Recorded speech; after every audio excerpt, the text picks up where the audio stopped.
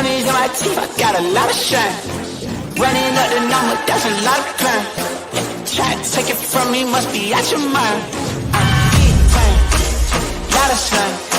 Smoky in the air, that's a lot of pine. Pockets running over with the dollar sign. Try to take it from me, yeah. Big time, big time, big time. Welcome to episode 199 of Fourth and Jawn. We are happy campers in the building. We're welcoming DeVonta Smith into the nest. First off the bat, we just got to be proud of selecting a guy that we had high on our list, man. We narrowed it down to 4, and for this podcast, it was pretty much Horn or Smith. For me, I had Smith higher than Horn. So just to get the guy that we targeted, that's for me, that's a W, and it feels like a Christmas gift. Obviously, we all had first reactions. We shared that on the Fourth and Jawn page about when we got the pick. Still excited. Next day, I still feel like we partied last night mentally. Yes. First reactions. How you guys feeling? Ladies and gentlemen, we got him. You had him. I'm feeling great, man. I'm over the moon today. I woke up with an extra pep in my step. I was just like thinking about how I really think that this could potentially be the greatest wide receiver that the Eagles have drafted in my lifetime. I think he's got the highest ceiling of. I think he's potentially got a higher ceiling than Macklin, Sean Jackson, all these guys. Dude, DeVonta Smith, the Slim Reaper, is here. He's a Philadelphia Eagle. I'm so excited for it. And I'm confused on top of that, too, because like the whole thinking back now, and now that we have the hindsight of what Miami did, they moved all the way up to 6 for Waddle. I thought that maybe he could have slipped a little bit more, but hey, that's all fine with me. We got DeVonta at 10, man. That's huge. I'm just as excited the fact that we ended up getting our guy. We talked about it for the longest. Just being in the link last night definitely brought the energy. The fact that we were just all there kind of like with the first 8 to 9 picks, we were biting our nails because, I mean, it didn't look good. We weren't sure which way it was going to go. And then here comes Dallas. It's their turn to go ahead and pick. And with the surprise of the Eagles showing up on that board and them stating that we ended up trading, I'm still kind of like mind boggled about that. You know, of course, I called my brother up this morning and he wants me to go ahead and thank him. Okay. Yeah, I mean, we work together to go ahead and piss off the Giants. I mean, this is what we do. But yeah, just seeing some of the reactions of the Giants fans and how upset they were. I think I'm more thrilled about that. Yeah. You should be, Prime, because you were one of the people I remember right when it happened. That was the biggest thing for you, you know, the Cowboys and the Giants right in front of us. And that, I think, killed all of us as Eagles fans to know that we were at the mercy of those teams. To see the Eagles pull off a move with the Cowboys, to look at it as a whole. You know, you talk about Jalen Waddle. I mentioned on the show last night, I thought he would go before DeVonta. I think that's good for us, right? So he did, and we moved back 4 spots, gave up, 84 and 156, all in all, and we got a first-rounder next year, moved up 33 spots this year, and, oh, yeah, we just drafted, DeVonta Smith. Yes. I'm very excited today. Obviously, we had him higher on our board. Got to write that beautiful article in January about him. Then Gail and Chris made that awesome breakdown video of him. We're very high on DeVonta Smith for very good reason. So I agree with Evan. This could be, for some of these younger guys, one of the greatest receivers they've seen, and maybe all of us. I mean, this guy could go down as one of the top. We talked about how he wins one-on-ones. His hands, his footwork, his hips, everything you see from this kid is phenomenal. Oh, well, he's 166. Shut up. You don't know what you're talking about. Watch the tape. The kid's phenomenal. Everything they said in that presser a week ago, they were talking about this kid. He's going to go out and ball. It's going to make Rager better. It's going to make Fulgham better. Goddard, maybe Ertz will be here. I don't know. Miles Sanders. Everybody looking forward to this offense. Hopefully they stay healthy. I'm pumped. Yeah, man, you got to give credit where it's due. That's why I had the rock the shirt today. This is how we do it, and just manifest some positive energy because the second round is going to be loaded. But the reason why I applaud Howie is not for just getting DeVonta Smith. That was the clear-cut guy that you wanted to get. He maneuvered the 6th pick into getting DeVonta Smith and a first next year. And the big thing is that he somehow negotiated with Jerry Jones to jump the Giants. And the Giants were so flustered with the pick that they moved all the way back. Like, they didn't even consider taking Justin Fields. And Gail and I were talking about this before the stream started, saying that would have been the smart move for them. I know that, and Gail, I agree with him saying that like it would have been an ego thing for the Giants and Gettleman, but Fields would have been the smart pick. He kind of would have been like hedging their bet like Arizona did with Kyler Murray after they got Rosen. And I would have been like saying like that would have been a great pick for the Giants if they took Fields if he fell to them at 12. But hey, man, I'm really excited about DeVonta Smith. We were rolling clips of him before the draft started saying like imagine him doing the plays that he has done for years at Alabama, a freshman that's scoring in the national championship game, doing that at the link. Like, that's the type of energy, and he's the type of guy that you want. He has that Kobe Bryant Mamba mentality. He's a very unassuming guy, but he's a hard worker, and Philadelphia is going to embrace him. And hopefully my guy JOK, all of our guy JOK, he falls to 37 or we move up and get him, because if you start the draft off with DeVonta Smith, then JOK, that's 2 premier blue chip starters and 2 guys that are going to cause a lot of noise for the Philadelphia Eagles fan base. Yeah, I mean, I think overall, just getting DeVonta Smith in the building, you're talking about that DeVonta mentality, just his ability to lead, 2-time captain, one of 5 Alabama players underneath Nick Saban to earn that recognition. You think about we talked about him being unassuming. He's a guy, a lunch pail kind of dude that just shows up day in and day out, 100 catches after practice, never misses a day. He's not a complainer. He's a doer, and super production. That's what we're gonna get, production right off the bat. And super intelligent as well. He's one of the smartest route runners. I mean, he's one of the smartest wide receivers that's available. He's an absolute technician when it comes to route running. And like when I just think about the recent struggles we've had as an Eagles team and just wide receivers not being on the same page as the quarterback, that is not going to be DeVonta Smith. DeVonta Smith he lives and breathes by this game, man. And I really think that he is going to dedicate himself to being the best wide receiver on the team, hands down, and potentially the best wide receiver in the NFC East, I'm thinking. I mean, it's like, you know, you think about Rager, you think about Greg Ward, you think about Fulgham. This guy's just a different breed. I'm not taking anything away from the guys that we have here, but I'm just saying in terms of overall like skill set, like you can look at Fulgham as your big body target. You can look at Greg Ward as the reliable, he'll make the catch from the slot, come up with some, move the change. You think about Rager taking the top off of defense, taking jet sweep to the house. DeVonta can do all that. Mm-hmm. So, I mean, at the end of the day, we got a guy. But I know everybody's in the chat right now talking about their guys in the second round. Day 2, we got 2 targets tonight. Last night, we just got 1 gift. We're going to get 2 gifts tonight. So, I mean, the consensus, Chris mentioned it. People in the chat are mentioning it. Evan, his face is just glowing of JOK. Oh, yeah. How are we collectively targeting JOK in our minds right now, or I was targeting him in the first round, so I definitely want him in the second round. Yeah, exactly. I'm exactly with Jimmy, and honestly, like I'm not so sure.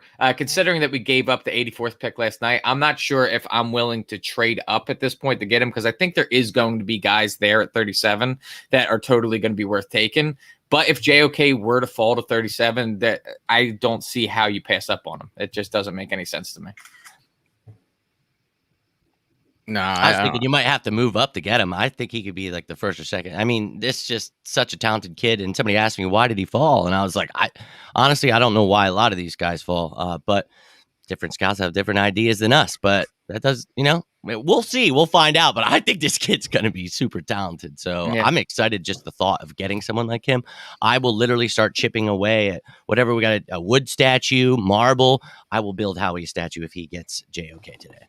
Shout out the to thing with Jay. Sorry. no, go ahead. No, I said shout out to Pete Nathan in the chat. He says he's going to stick up to his bet from last night.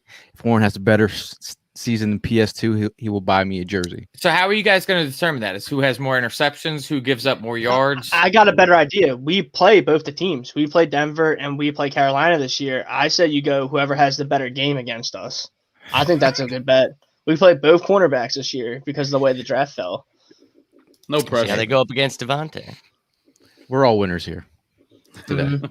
But yeah, with JOK though, people were just like wondering like why is this guy falling? And it's because he's a jack of all trades, and like some teams they don't have the coaching or the infrastructure or scheme to house him. Kind of, it's kind of like people saw Isaiah Simmons last year, and then the Cardinals got him and kind of didn't know what to do with him. And he came on late in the year, but it was one of those things like if your staff and personnel aren't good for a player, then that's why teams are learning to pass up on him. But the Eagles, you can't pass up on him because we have so many holes. And not only that, I think he would be, if not the best, he'd be one of the best defensive players on our team day one automatically. Like him and Fletcher Cox would probably be like two of the better defensive players on our team. And he's a key contributor. We talked about it all offseason, and especially yesterday, saying when you got guys like Travis Kelce, Kyle Pitts, like all these guys that we're going to be going against this year and beyond, you need someone that has the capabilities to cover them. And that's what JOK is. He can cover tight ends. He was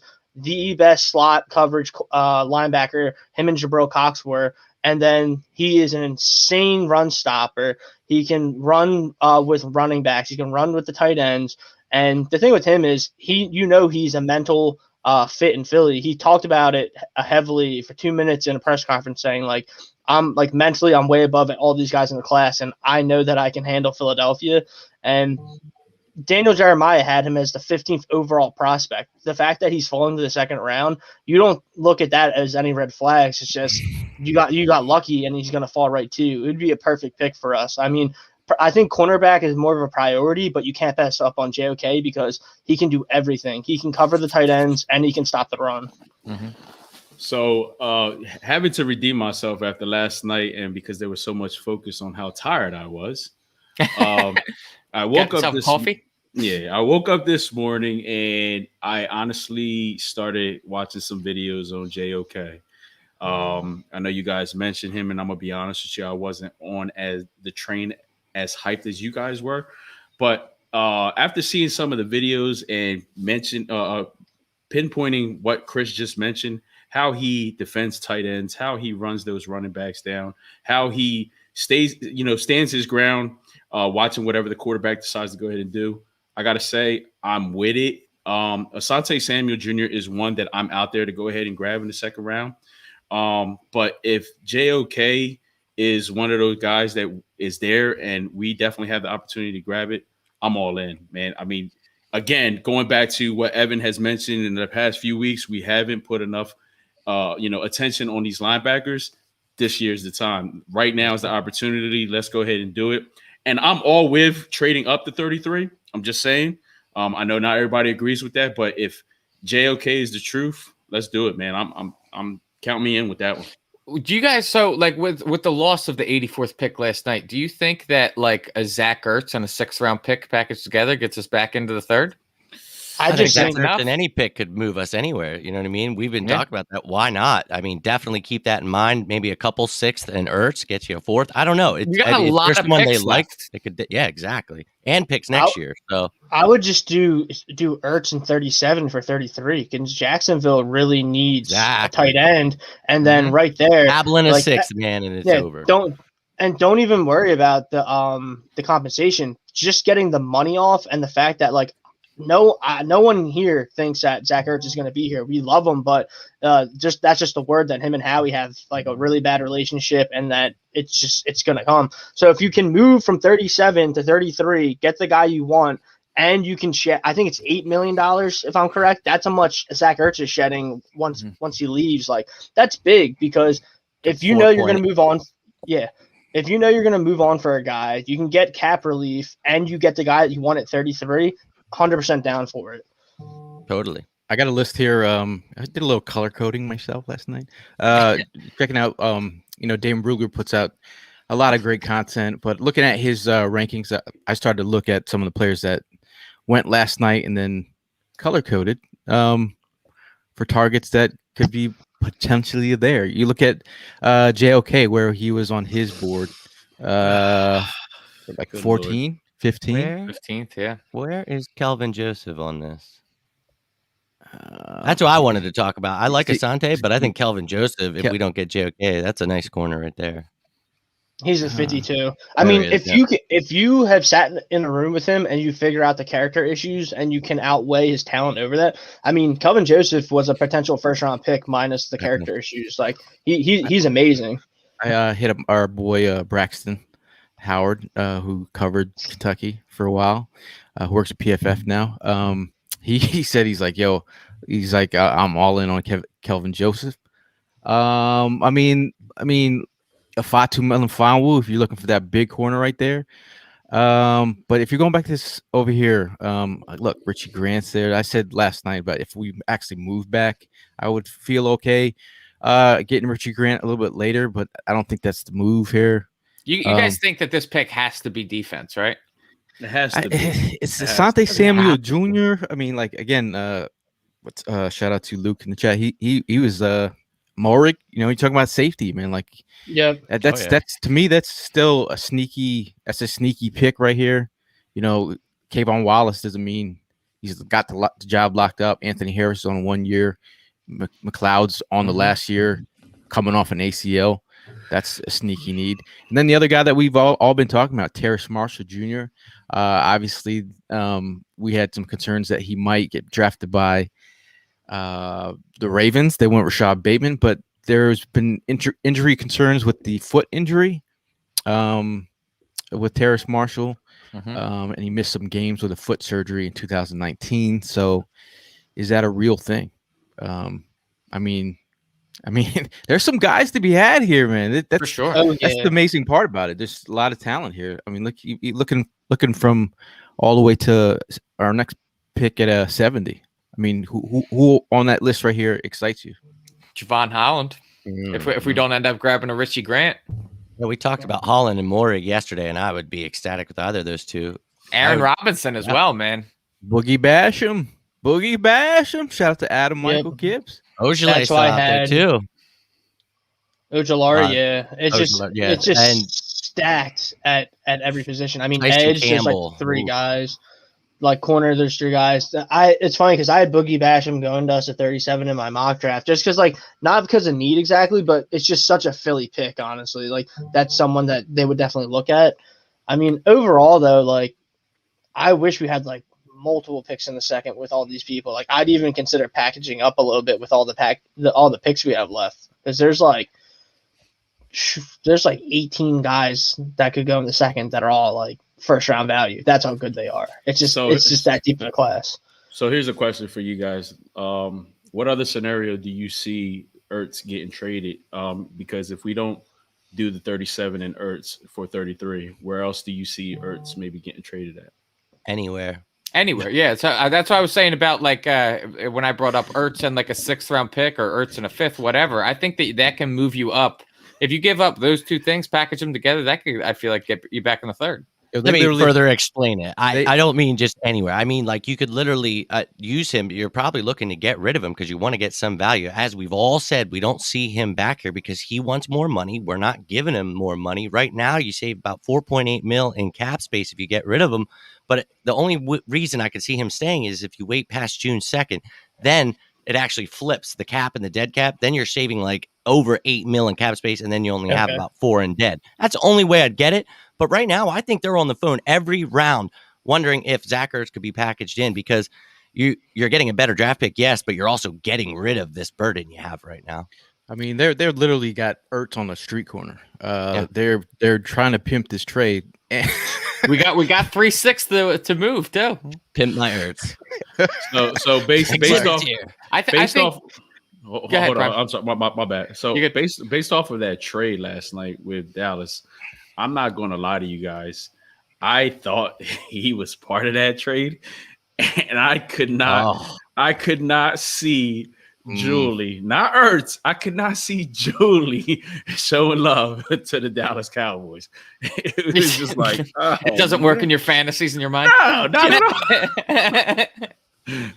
And then his favorite player was Jason Witten back in the day. That would have been weird. That would have been. Hey, but it still could happen. I mean, I'm saying. Shout out to Chris in the chat. He had a good time. I mean, he had a really good time last night. He talked about banana routes with Coach Nick Sirianni.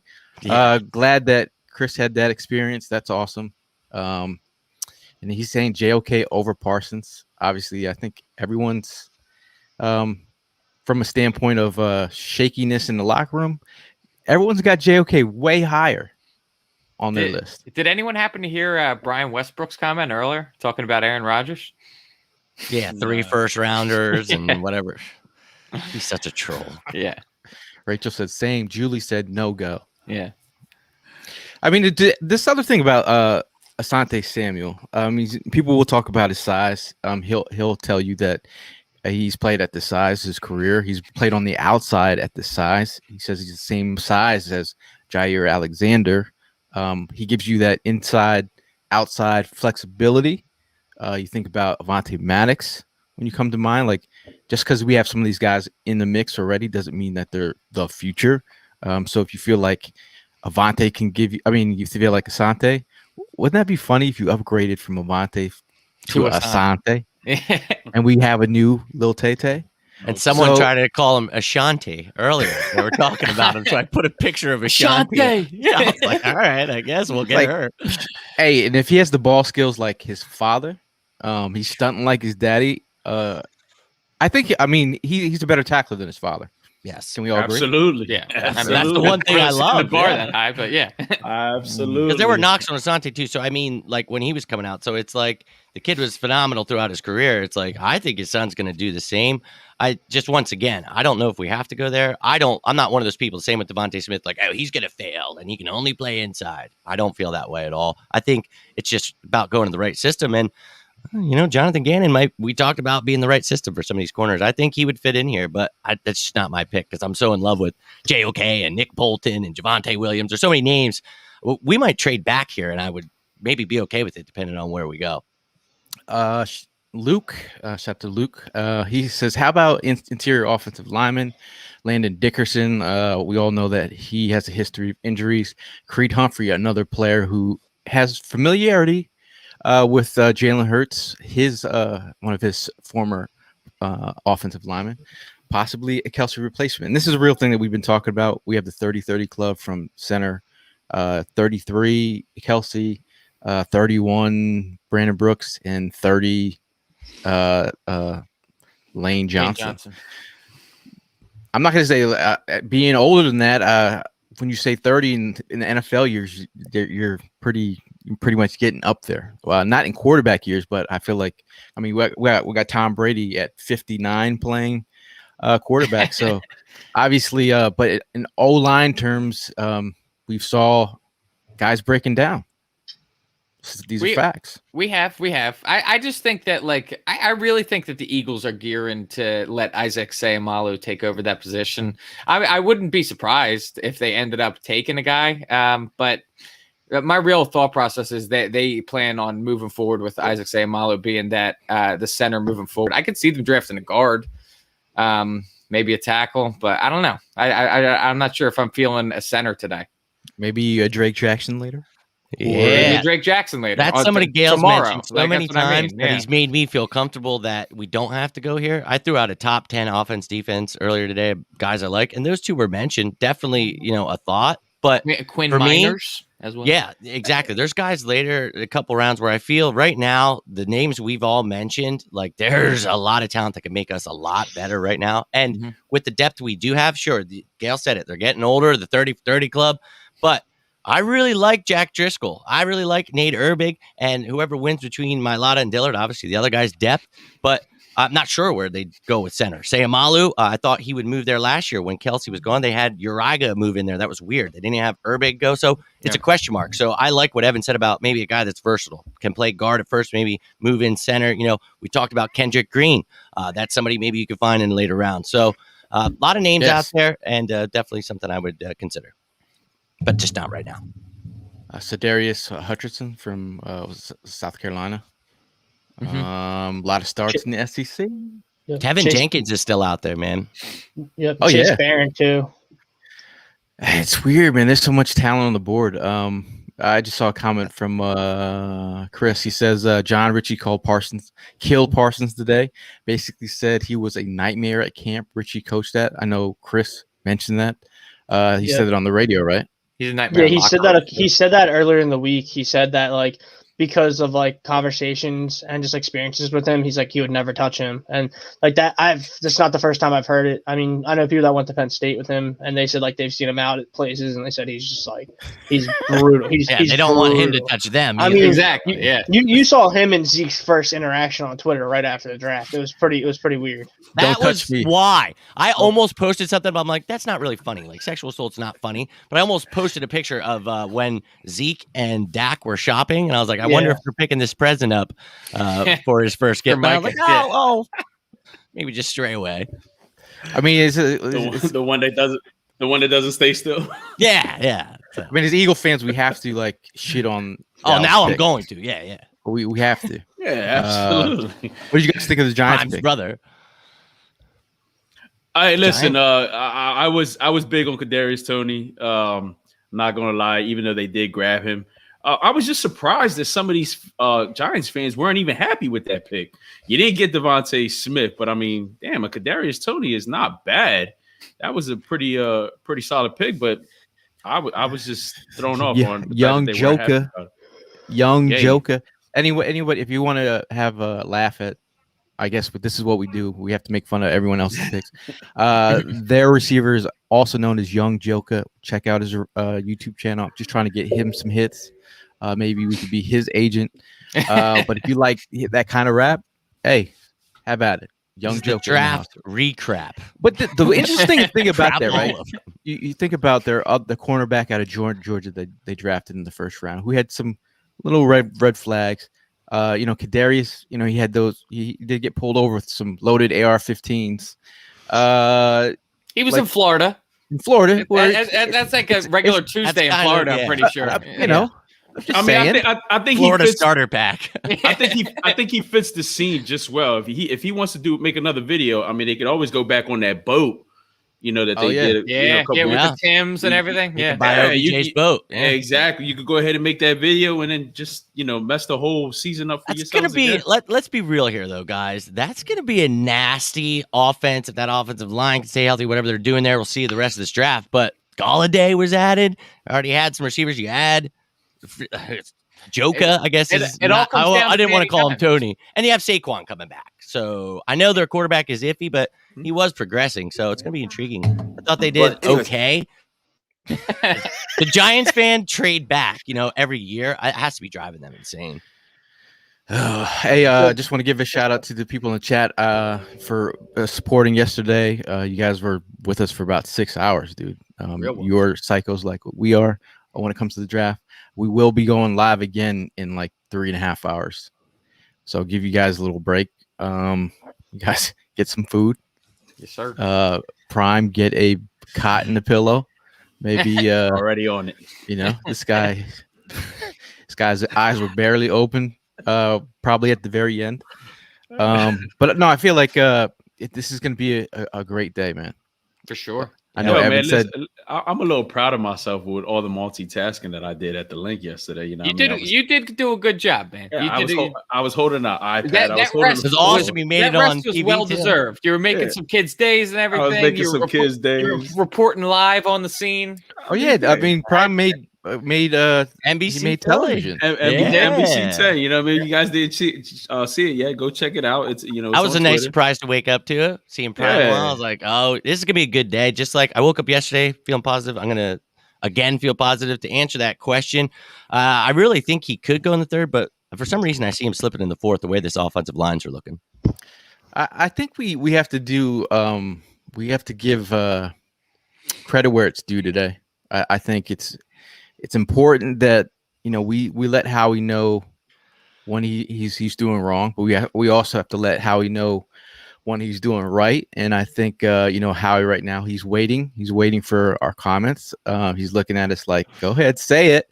Yeah. Say it, because we have to give him credit. We talk about, if he knew the board was going to fall like it was, if that whole Trey Lance triggered some things, and they didn't, and Wilson going up higher, and then knowing that Kyle Pitts was going to Atlanta, and then you go back to let's see, Jamar Chase going to Cincinnati, and then having a feel for let's see, Waddle going at 6. The talent was there that fell. And not only did we go back to 12 and we got a guy that we really liked as a group here, but we got a first round, bruh, and a 4th round pick. Traded one of the thirds. We only gave up 84 and 156, Gale. Moved back 4 spot. For all that. That's good. That's good money. That's and good next money. year's class is loaded, and we That's have good potentially 3 firsts. Like if you get DeVonta Smith and Kyle Hamilton from Notre Dame, like out of trading back, crazy. Strap in today, folks. It's gonna be a wild ride. And I'm going to be honest with you, like as close as how I follow the draft and have a feel for like when you get the picks, I haven't felt this good since this pick. Yep. And we moved up, and I said previously I move up to get Fletcher Cox, and I felt so incredibly like confident that he was going to be that dude.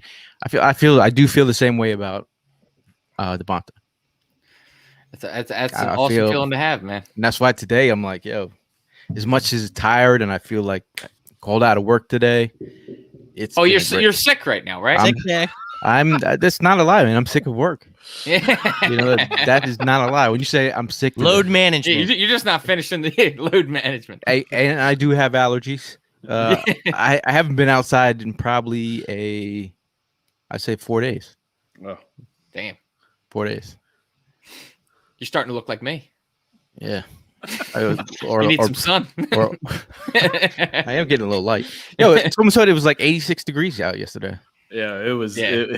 It's pretty nice out today, to be honest with you. But that's when it kicks in, man. My allergies kick in when it gets to that first day, when it gets super hot. Whenever the seasons change, that's when it kicks my ass. I get my ass kicked. Seasons change, I'm dead. Yep. Shout out to Tim from AZ. He was hyped last night. He said, "Howie, don't fact this up, bruh." And he didn't. He didn't. And how does this make you feel? Instant reaction. One word answer. Chris. They finally got.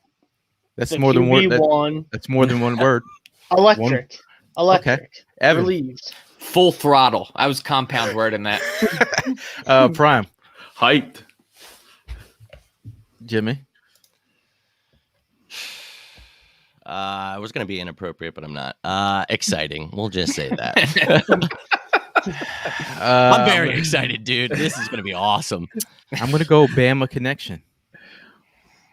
Because I think that connection's real right there. I think that's 2 words. That is 2 words, man. Come on. Not putting a graphic together and just seeing those 2 play together. It's like, I'll say priceless. How about that? Chris, now you could go ahead and say 3 words. champions. How about that word? Yes. Champions. Dynamic duo. Marxist. Finally.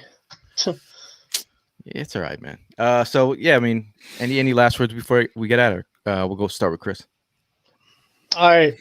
Let's see what happens, boys. I mean, not only is Jay okay there's like 10 guys I'd be cool with at 37 right now. You got Morrig, you got Ojolari, Basham, but let's see if we can just secure a guy, offload Ertz, move up to 33 because Jacksonville desperately needs a tight end, take care of business. 2 blue chip guys back to back. It's going to be a big night. Let's see what happens. A lot of action, a lot of picks to move up, move back.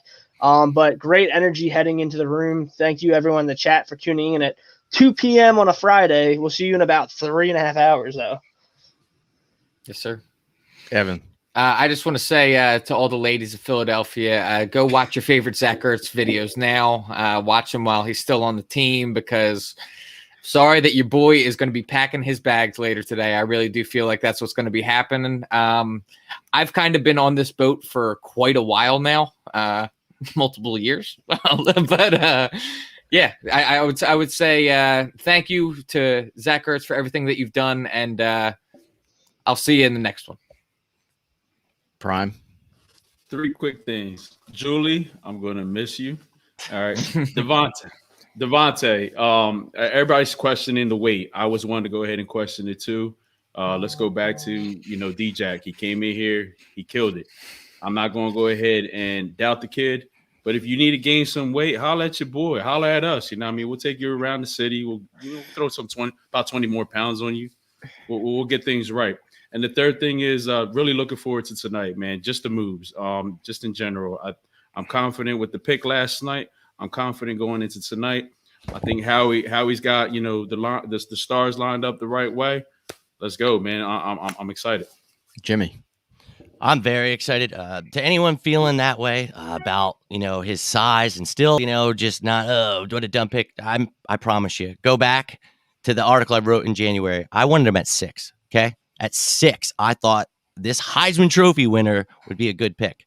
When we just talked about all of that we gained and got him, this was awesome. Please go back, watch Gail and Chris break down film and actually tell you why this kid can do the things he can at his size and how much it doesn't matter. Please, I beg of you, go check that stuff out. We've been putting in the work. So I just want to say thank you to all you guys that do check that stuff out, because my God, I don't even know what sleep is anymore. And I live for this stuff. So thanks for tuning in. Like they just said, 2:00 on a Friday. We're going to be back in a few hours. We're going to be putting it in all weekend. So thank you so much to everyone. Let's strap in. Hope Howie keeps making some good picks. Maybe we get a JOK. Maybe, I don't know. But I'm going to stay positive, hopeful for this team. Looking toward a bright future. And Nick Sirianni, man, throwing football with people.